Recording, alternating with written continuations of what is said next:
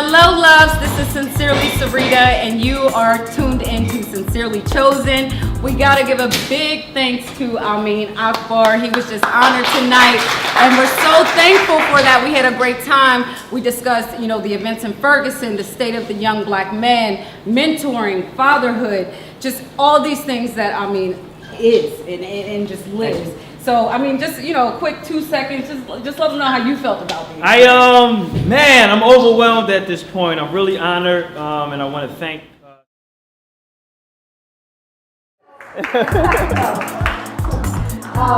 Okay, so jumping back into it, you have expressed and your work has shown that you have always been dedicated to the young black man.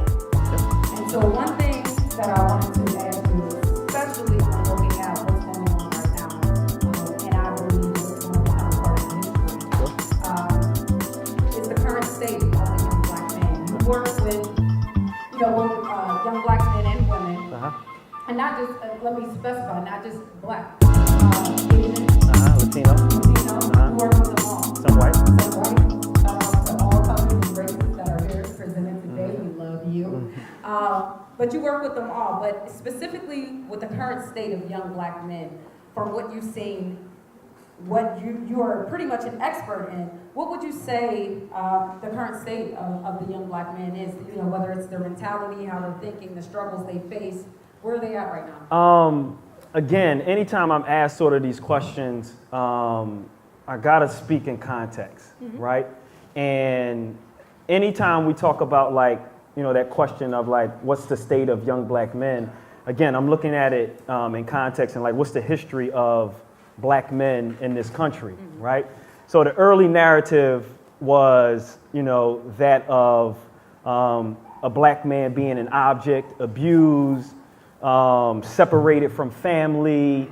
Again, we can't tell that story without the narrative of that several hundreds and hundreds of years of what slavery did to black men, and in turn, what it did to black families. You stretch that spectrum all the way to now, and it can't be in a vacuum. So I'd say some of these things that are happening to young black men, like in Ferguson, some of the mentality, those things have always happened, right? That's right. But I think our duty and our job, and I don't want to just paint black men in this homogenous group of you only sell drugs, you only have children, Right, and that's not the case because, right. You're also a mentor. Right. And so I believe there's some of your mentees here. Aaron Gibbs of Concrete Case is definitely one of them. You've definitely taken a commitment and a stance on mentoring young black men. Yep. And I would say that, for every guy I knew growing up, or for every young guy I knew that fits in that stereotypical what a young black man is, I know 10 guys that went to college. I know 10 guys who did the right thing in the neighborhood. But the thing that's always promoted when you turn on the news, the first 2 or 3 stories, is this image of how dangerous a young black man is, what the mentality of a young black man is. So quite naturally, the systems in place are going to react to what they see, So I say all that in sort of a roundabout way to say, there are multiple stories that we can reshape what that stereotypical image of young black men are that are legitimately out there, that people like you are giving platforms to. I'm looking at Isaiah in the room who's showing what a definition of what that is. As we become fathers, we reshape that. Change doesn't happen by an event. Change always happens generationally for me, right? And I think that the more these things are promoted, I love what social media is because we get to rewrite stories. We get to tell our own stories. I look at Neo, is Neo still here? I look at Neo in the back.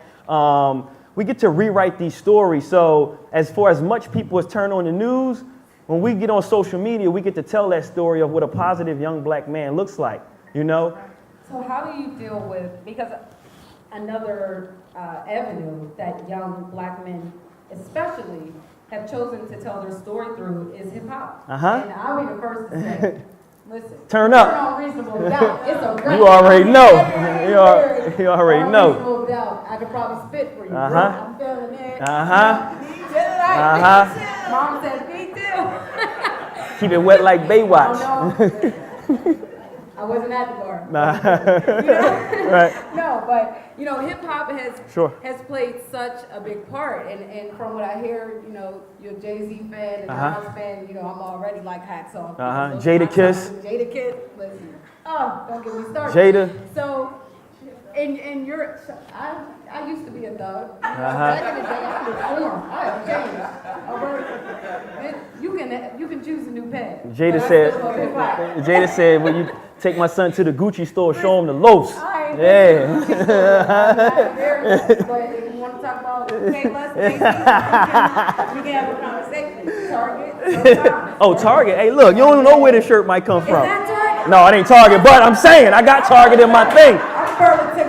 Hey, look, when you wear it, they say the clothes don't make, the man make the clothes don't make the man or the woman. So it's what you wear and how you rock it. Okay, back to hip-hop. Right, hip-hop. Back to hip-hop. So that's been one of the means that young black men especially have chosen to tell their story. Yep.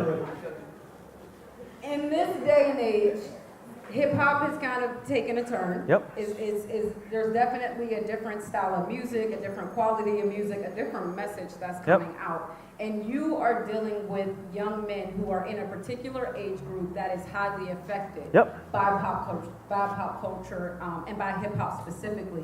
So from what you observed, how do we access young black men in such a way that presents to them and shows them that you can enjoy hip-hop, you can love it for what it is, but you don't have to live this story.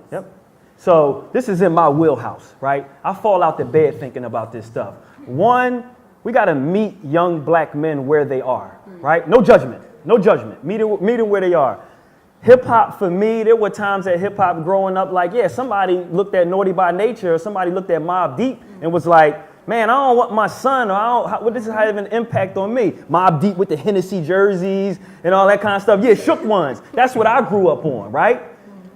And if I don't embrace what young men are telling me that they like, and I just say like, I got some friends and they are like Nas fans and all that kind of stuff. And they are, anytime we have text conversations, like, man, I can't listen to this garbage out there. And again, a part of me feels like that. But if I don't listen to it, if I don't understand it, how can I do my job effectively?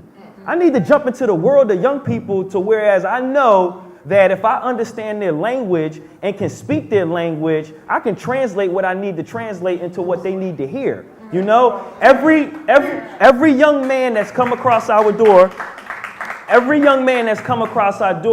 would say to a man, would say, Mr. Ameen can speak my language, right?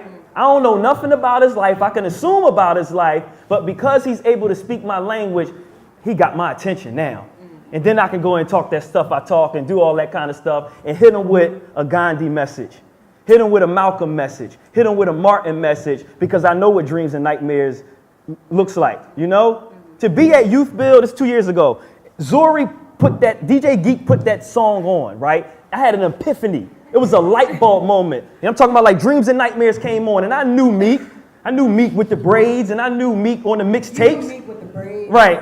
But I'm saying I knew what he meant for culture in Philadelphia and hip hop on that underground. And to hear that song, Dreams and Nightmares, come on, and to watch YouthBuild students transform, right? I said, if you're not paying attention to this, you're gonna miss the whole thing. You're going to miss it. If you say, I want to turn Meek off now and not understand what he's saying, even if the students don't live that life, he has their ear. I need to get in their ear the same rate as Meek does, as anybody else who's out there. And I don't mean just to pick on Meek, because I know my message is just as powerful. If Meek was sitting right here, right now, he'd be listening to me. I know how powerful my message is. I know that.